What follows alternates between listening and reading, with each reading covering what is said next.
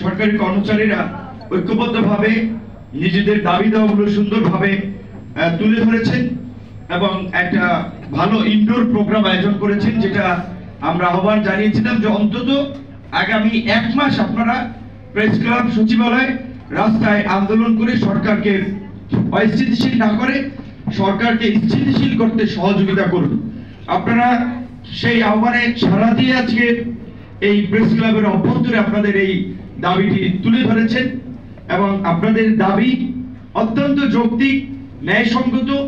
এই বৈষম্য নিরসন করার জন্যই আমরা এই আন্দোলন করেছি এবং আমরা চাই ছাত্র জনতা নাগরিকদের রক্ত, ত্যাগ এবং সংগ্রামের মধ্যে দিয়ে আমরা যে বাংলাদেশ পেয়েছি সেই বাংলাদেশ নতুন ভাবে পরিচালিত হবে, সেই বাংলাদেশ নতুন ভাবে গড়ে উঠবে, সেই বাংলাদেশ পুরনো সংবিধান, পুরনো আইন, পুরনো বেতন কাঠামো দিয়ে চলবে না।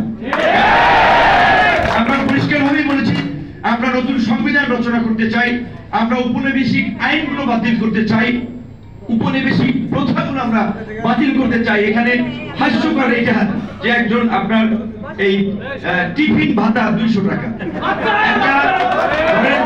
এখন টিফিন মানে কি আপনার একটু হালকা নাস্তা খাওয়া, তাহলে একটা স্যান্ডউইচ কিনতে গেলেও 40 টাকা লাগে, তাহলে এটা তো এক সপ্তাহ নাস্তার টাকা না। তাহলে এই যে সেই মান্দাতার আমলে রেখে গিয়েছেন আর এটা পরিবর্তন করে নেই। আর আমাদের আরেকটা দুর্ভাগ্য হচ্ছে আমাদের যে কোনো অফিসে, আদালতে, প্রতিষ্ঠানে যারা উচ্চ পর্যায়ে থাকে তারা শুধু নিজের সুযোগ সুবিধাটাই দেখে। আর রুমে একটা গদিওয়ালা চেয়ার লাগবে, একটা এসি থাকবে, বাথরুমের মধ্যে 3টা টাওয়াল থাকবে, বিভিন্ন ধরনের সুগন্ধি থাকবে।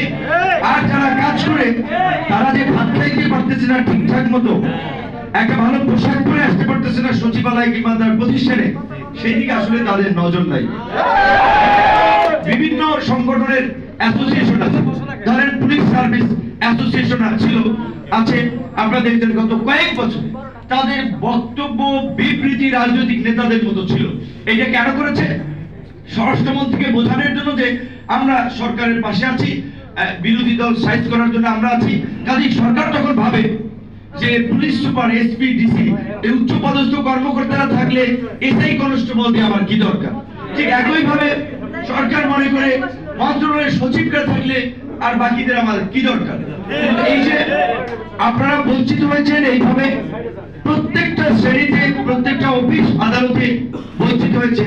আমি কি বলেছি আপনাদের এই প্রোগ্রামে আসার আগে, আমি আরো একাধিক প্রোগ্রামে, টেলিভিশনের টক শোতে বলেছি যে আমরা বর্তমানে বা অনেকদিন ধরে সব মহলের যে কনসার্নটা ছিল যে বাংলাদেশে সমাজের প্রতিটা সেক্টরে দুর্নীতি হয়ে গেছে, দুর্নীতি সমাজকে গ্রাস করেছে।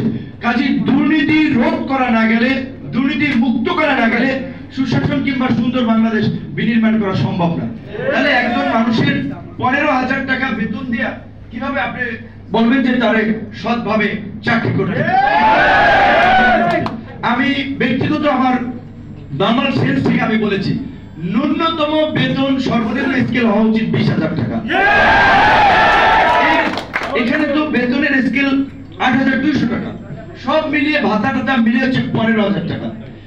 এখনকার বর্তমান বাস্তবতায় একজন শ্রমিক, ধরেন যারা একেবারে যেটা বলে খেতে খামারও কাজ করে কিংবা ডেলে বাড়ার, সেও কিন্তু 600 টাকা 700 টাকা তার মজুরি নেয়।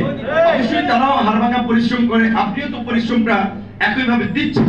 তাহলে আপনার যে মানে এইটা তো আমাদের স্বীকার করতে হবে, বাংলাদেশের আর্থ সামাজিক প্রেক্ষাপটে মানুষ মনে করে আপনি এক সরকারি চাকরি করেন। আমাদের দেশের যেখানে আপনার অধিকাংশ মানুষই নিম্নবিত্ত, মধ্যবিত্ত, কাজে তাদের একটা চাকরিজীবী লোকের প্রতি তার আত্মীয় স্বজন, পরিবারে নানান রকম একটা প্রত্যাশা থাকে। এটা সামাজিক বাস্তবতা, এটা আমাদের অস্বীকার করার ওয়ে নাই। তো আপনি এই সমাজের সাথে তাল মিলিয়ে চলার জন্য তো আপনার বাধ্য হয়ে দুর্নীতি কিংবা অনিয়মের সাথে ইনভলভ হতে হচ্ছে। অবশ্যই আশা করি যে সরকার, বিশেষ করে এই সরকার পলিটিক্যাল সরকার না, কাজেই তাদের পলিটিশিয়ানদের মতো ধান্দাবাজির চিন্তা ভাবনা নাই। প্রথম আমি যেটা বিশ্বাস করি যে তারা এই পে স্কেল রিভিউ করে স্ট্যান্ডার্ড একটা নবম পে স্কেল তারা দিবে। বিশেষ করে আমি এখানে প্রথমে দেরিতে আসছি, আমি ক্ষমা প্রার্থী যে অনেকগুলো মানুষ কষ্ট করেছেন এই রুমে গাদাগাদি করে গরমের মধ্যে। কিন্তু আমি যদি আপনাদেরকে বলি, আসলে আমি জেল থেকে বেরোনোর পর 6 তারিখ আমার দুটো বাচ্চা, তারা দেখা যায় আমি অনেক সময় সকালে মানে বের হয়ে ঘুমাই, রাতে যে আমি 2টা 3টা 2:30টার দিকে তাদের দেখা পাই না, অনেক তারা সকালবেলা বাবাকে খুঁজে। তো আমি আমার পরিবারকে আসলে সময় দিতে পারছি না। তুমি অনেক দেখেন আমি একটু মানে সেলুনে যাবে, একটু চুল দাড়ি কাটাই দিই, এই টাইমটা আমি বাইর করতে পারছি না। তুমি অনেক বললাম যে আমি মানে আমি অনেকগুলো বিষয়ের মধ্যে এনগেজ আছি, যার ফলে আমার নিজের চেয়ে আমি বাইরের মানুষের স্বার্থের বিষয়টাকে প্রেফারেন্স দিচ্ছি। যে কারণে অনেক কষ্ট হলেও ভাইদেরকে অনেক আগে আমি সময় দিয়েছিলাম, আমি আসছি। আপনাদের বিশেষ করে এখানে যেটা বৈষম্য হচ্ছে, এটা একটা চরম বৈষম্য, এটা একটা অমানবিক। বিশেষ করে এটা এখানে আমাকে এক ভাইটা চিঠি দিল, বললো যে 92-তে আমরা একসাথে আন্দোলন করলাম, সচিবালয়ের লোকেরা প্রথমে আমাদেরকে বাইপাস করে তাদের সুবিধা অনুযায়ী তারা কিছু সুবিধা পেল, চুপচাপ হয়ে গেল। পরবর্তীতে বঙ্গভবন, গণভবন কিংবা আরো কয়েকটা জায়গা থেকে তাদেরকেও টেনে নিয়ে আসা হলো, আর আপনাদের পক্ষে থাকলো না কেউ। এই যে আমাদের মধ্যে মানে স্বার্থপর চিন্তা ভাবনা, দেশের বৃহত্তর স্বার্থে ক্ষুদ্র স্বার্থ ত্যাগ করতে হবে। আমি কেন ভালো থাকবো, আমি সবাইকে নিয়ে ভালো থাকবো। আমাদের দেশের এমপি মন্ত্রী বলেন, সচিব বলেন, তাদের বুকের ব্যথা হলে অনেকে সিঙ্গাপুর চিকিৎসা নিতে যায়, থাইল্যান্ড চিকিৎসা নিতে যায়, লন্ডন চিকিৎসা নিতে যায়। আমার আপনার সর্বোচ্চ শেষ ভরসা প্রাইভেটের মধ্যে ধরেন যদি যান ল্যাবিড, পপুলার, ইগনেসিনা, তারপরে আবার প্রাইভেট হসপিটালগুলোতে না, যেটা বলছি যে যদি প্রাইভেট ধরেন, আর ঢাকা মেডিকেল সহ সরকারি হসপিটাল তো আমাদের সেখানেই লাস্ট ভরসা যেতে হয়। সেই ঢাকা মেডিকেল যদি দেখেন, আমার মনে হয় পৃথিবীতে কম এরকম হসপিটাল আছে বারান্দায় মেঝেতে মস্তিষ্কের খুলি বাইর করা ওই রোগী বারান্দায় ভর্তি। এখন ঢাকা মেডিকেল কেন এই রোগগুলোকে নিচ্ছে? কারণ দুনিয়ার সমস্ত রোগী ঢাকা মেডিকেলের ডাইরেক্টর যেটা বলে, ভাই সব জায়গায় রিফিউজ করলে আমরা রিফিউজ করতে পারি না, আমাদের কাছে পাঠিয়ে দেয়। তাহলে আমাদের দেশে অন্তত 8টা এই যে 10টা বিভাগ, এই 10টা বিভাগীয় পর্যায়ে বিএসএমএমইউ কিংবা ঢাকা মেডিকেলের মতো 10টা মেডিকেল প্রয়োজন। দেখেন এই যে বিএসএমএমইউ একটা সুপার স্পেশালাইজড হসপিটাল করছে, এটা কোরিয়ান এক্সিম ব্যাংক বা একটা সংস্থা করছে, 1,500 কোটি টাকা বরাদ্দ দিয়েছে যে তোমাদের দেশের মানুষ ভালো চিকিৎসা পাবে। এই যে আমাদের যেটা চোরের খনি আমরা পেয়েছিলাম, এইখানে প্রত্যেকটা সেক্টরে অনিয়ম করেছে এবং ওদের কমিটমেন্ট ছিল আরেকটা হসপিটাল করা, ওরা সরে গেছে, ওরা আর করেনি। তো নিশ্চয়ই এই যে দুর্নীতি এবং অনিয়ম রন্ধ্রে রন্ধ্রে বসে আছে, এই সরকার যদি আমাদের তাদের, আপনারা যেমন আমাকে এখানে ইনভাইট করেছেন যে আমরা আন্দোলন করেছি, সরকারের সাথে আমাদের সরাসরি যোগাযোগ আছে, আমাদের ছাত্র বন্ধু থেকে শুরু করে আমাদের শুভাকাঙ্ক্ষী যারা পরিচিত খুব ক্লোজলি ছিল, তাদেরকে আমরা সরকারে পাঠিয়েছি আমাদের চিন্তা ভাবনার প্রতিফলন এবং বাস্তবায়ন করার জন্য। সেই জায়গা থেকে আপনারা মনে করেছেন এটা তুলে ধরার জন্য আমি কিছুটা রোল প্লে করতে পারি, আমার রোলটা আমি নেব। কিন্তু সরকারের যখন একটা মানুষ, আপনার বন্ধু কাছের লোক যখন একটা উচ্চ পর্যায়ে চলে যায়, তখন সেটা প্রতিষ্ঠানে কাজ করলে সেই প্রতিষ্ঠানের পলিসি অনুযায়ী নীতি তাকে গ্রহণ করতে হয়। আমি জনগণের পার্টি হিসেবে, আমি তো এমপি হইনি, মন্ত্রী হইনি, কাজে আমরা এখন রাজনীতি করছি জনগণের অধিকার আদায়ের জন্য, জনগণের পাশে থেকে কথা বলে, জনগণের পক্ষে কাজ করে, আগামীতে যখন ইলেকট্রাল সিস্টেম ঠিক হবে, একটা সঠিক নির্বাচন হবে, সেইখানে আমরা নির্বাচিত প্রতিনিধি হতে চাই। তার জন্য তাহলে অবশ্যই আপনাদের জন্য কাজ করতে হবে। আমরা সেই দায়বদ্ধতার জায়গা থেকে আমার সর্বোচ্চটুকু দিয়ে আমি কাজ করব এবং আমার অনেকগুলো অধিদপ্তর এবং মিনিস্ট্রির লোকেরা এখানে একত্রিত হয়েছেন। আমরা নেতৃত্ব পর্যায়ে তাদের সাথে আমি বসে কিভাবে নেক্সট স্টেপে আপনাদের যাওয়া যায় সেই বিষয়ে আমি আপনাদের তাদের সাথে থাকবো এবং আপনাদের দাবি দেওয়া বাস্তবায়ন না হওয়া পর্যন্ত আপনাদের পাশে আছি। আমার একটা বিশেষ ব্যক্তিগত অনুরোধ থাকবে আপনাদের প্রতি, আমরা চাই ঢাকা মেডিকেলে কোনো মানুষ চিকিৎসা নিতে গিয়ে, একটা গরিব মানুষ, একটা অসহায় মানুষ, তার ধরেন গ্রাম থেকে একটা মাজা ভাঙ্গা রোগী নিয়ে আসছে, কিংবা একটা কূপ লেগেছে, সিন থেকে ছুরি লেগেছে, একটা কি বলে আপনার ট্রলি প্রয়োজন। এখন দেখা যায় এখানে ধরেন কিছু লোকের মেন্টালিটি 50 টাকা না দিলে ট্রলিটা সাপ্লাই দেয় না। দেখেন কোথাতে এই মানুষটা আছে, তার প্রিয় স্বজন, ভাই, বন্ধু, স্বামী কিংবা ওয়াইফ একটা সুস্থ রোগী নিয়ে আসছে, দ্রুত যদি তাকে ওই সেবাটা না দিয়ে সে যদি 50 টাকার জন্য ইয়ে করে, তাহলে এর চেয়ে অমানবিকতার কি হতে পারে? আমরা চাই দেশকে পরিবর্তন করার জন্য আগে সরকারি কর্মকর্তা কর্মচারীদের পরিবর্তন হতে হবে। তার জন্য আমরা আপনাদের সুযোগ সুবিধা পরিপূর্ণ নিশ্চিত করার আমরা দাবি জানাই এবং আমরা জানাচ্ছি। আপনাদের কেউ কমিটমেন্ট দিতে হবে যে সরকারি কোন অফিস আদালতে 1 পয়সাও দুর্নীতি এবং ঘুষ চলবে না, এবং আপনারাও দুর্নীতি ঘুষ অনিয়মের বিরুদ্ধে শক্তভাবে লড়বেন। আপনারা যেখানে দাবি জানিয়েছেন যে দ্রব্যমূল্য বাজারের সাথে সঙ্গতি রেখে এই বেতন নির্ধারণ, আমার বিশ্বাস এখানে ধরেন যেটা আমরা বলেছি, আমাদের যে প্রধান উপদেষ্টা তিনি তো কোনো রাজনীতিবিদদের মতো জটিল কুটিল মানুষ না, কাজেই তিনি আন্তর্জাতিক বিভিন্ন সংগঠনে কাজ করেছেন।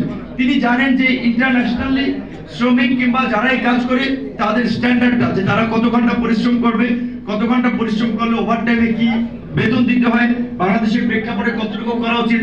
আমার ধারণা নিশ্চয়ই তিনি একটা ভালো আপনার এই পে স্কেল অন্তত আমাদের দেশকে উপহার দিবেন, যে সরকারি কর্মকর্তা কর্মচারীরা সমাজে যেন মর্যাদার সাথে বাজারের সাথে সঙ্গতি রেখে তারা বাস করতে পারে, চলতে পারে, তখনই তাদের মধ্যে দুর্নীতি অনিয়ম থাকবে না, এবং আমরা যে আসলে কাঙ্ক্ষিত সোনার বাংলা বলি বা স্বপ্নের বাংলা বলি সেটা অর্জন করা সম্ভব। এই বাংলাদেশ বিনিময়ে সরকারি কর্মকর্তা কর্মচারীদেরকে আসলে বিশেষ করে গুরুত্বপূর্ণ একটা দায়িত্ব নিতে হবে।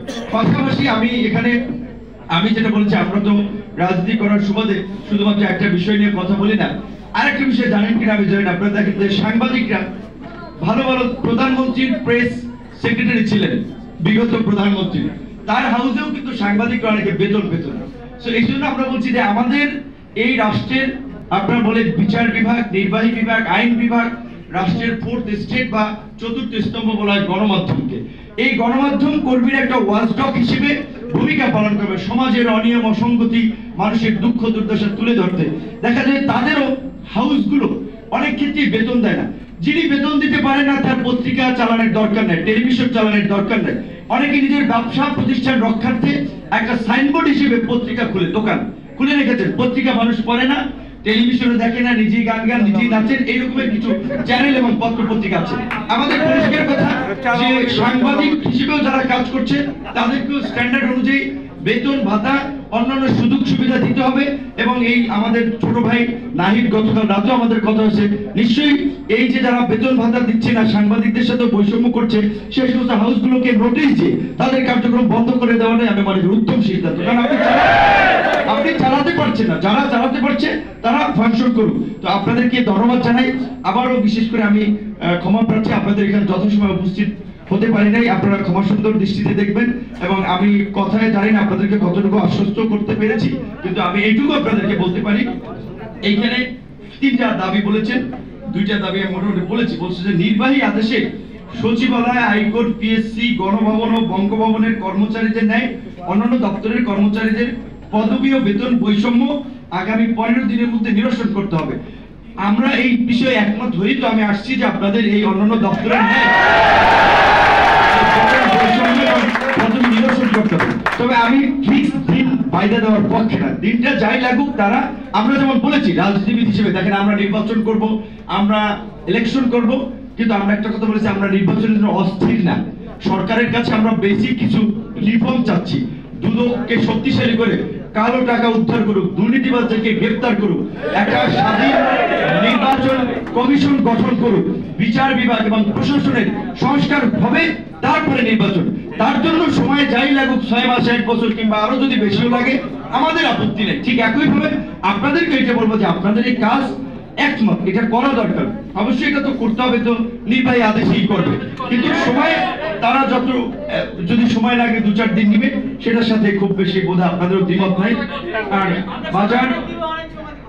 বাজার মূল্যের সাথে সঙ্গতি রেখে, এটা তো আমরা আগেই দাবি জেনেছি। আমি মনে করি যে আমি তো ডাবলের চেয়েও বেশি, বিকজ এটা বাস্তব। 15 সালের পে স্কেল, 15 সালের পর থেকে কোন জিনিসপত্রের দাম 60 থেকে 70% পর্যন্ত বৃদ্ধি হচ্ছে, তাহলে বেতন তো আর বাড়ে না।